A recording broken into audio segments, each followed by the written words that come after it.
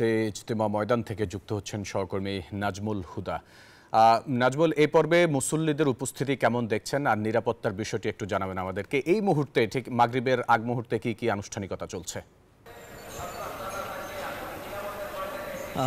ধন্যবাদ আপনাকে। আপনি যেমনটি বলছেন, এই মুহূর্তে রয়েছি টুঙ্গীর বিশ্ব ইজতেমার ময়দানে এবং আমরা যেটা দেখছি যে এখন কিন্তু যে বয়ান হচ্ছে এবং ভারতের মাওলানা জুহাইদুল হাসান তিনি উর্দুতে তিনি বয়ান করছেন এবং একই সঙ্গে কিন্তু যে বাংলায় তর্জমা করছেন জাকারিয়া এবং মাওলানা জাকারিয়া। আমরা যদি একটু দেখাই যে এখানকার ধর্মপ্রাণ মুসলমানরা কিন্তু দেখতেই পাচ্ছেন, যদি আপনাদের দেখি যে যেহেতু কালকে আখিরি মুনাজাত, তারা কিন্তু আসতে শুরু করছে দলে দলে এবং ময়দান কিন্তু জুড়ে কিন্তু তিল ধারণের ঠাঁই নেই। এবং আমরা যেটা দেখছি যে এখানকার আইন শৃঙ্খলা বাহিনী কিন্তু ৭,০০০ আইন শৃঙ্খলা বাহিনী মোতায়েন করা হয়েছে এবং পাশাপাশি সিসিটিভি বসানো হয়েছে এবং সম্পূর্ণ যে ড্রোন ব্যবহার পুরাদমে কিন্তু নিষিদ্ধ করা হয়েছে এবং যার ফলে আসলে ওই ড্রোনের ব্যবহার, যেহেতু আখিরি মুনাজাতের দিন ড্রোন বিস্ফোরণ হয়ে কিন্তু আতঙ্ক ছুটে যাওয়ার কারণেই আসলে মুসল্লিদের মুনাজাত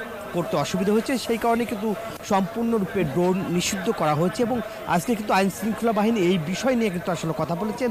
পাশাপাশি সড়কের যেহেতু আজকে রাত ১২টার পর থেকে আবদুল্লাপুর বাইপেল মহাসড়ক এবং ঢাকা ময়মনসিংহ মহাসড়ক এবং টঙ্গী থেকে ভুগড়া পর্যন্ত যে বাইপাস সড়ক রয়েছে, এই সড়ক কিন্তু রাতেই তারা বন্ধ করে দেবে, যেহেতু কালকে আখিরি মুনাজাত এবং সেই মুনাজাতের কারণে কিন্তু মূলত ধর্মপ্রাণ মুসলমানরা যাতে এই ইজতেমার ময়দানে তারা যাতে আসতে পারে, সেই কারণে কিন্তু আসলে মূলত তাদের সুবিধার্থে কিন্তু সড়ক বন্ধ থাকবে এবং গুরুত্বপূর্ণ পয়েন্টগুলোতে কিন্তু বিশেষ করে পুলিশের নজরদারি বাড়ানো হয়েছে এবং 16টি ওয়াচ টাওয়ারের মাধ্যমে পর্যবেক্ষণ করা হচ্ছে পুরা ময়দানটি। এছাড়াও আর কিছুক্ষণ পরেই কিন্তু যে গণবিবাহ, সেই বিবাহ কিন্তু পড়ানো হবে, এরপরেই কিন্তু খেজুর দিয়ে বরণ করা হবে। এই ছিল বিশ্ব ইজতেমার দ্বিতীয় দিনের দ্বিতীয় পর্বের শেষ মুহূর্তের বয়ানের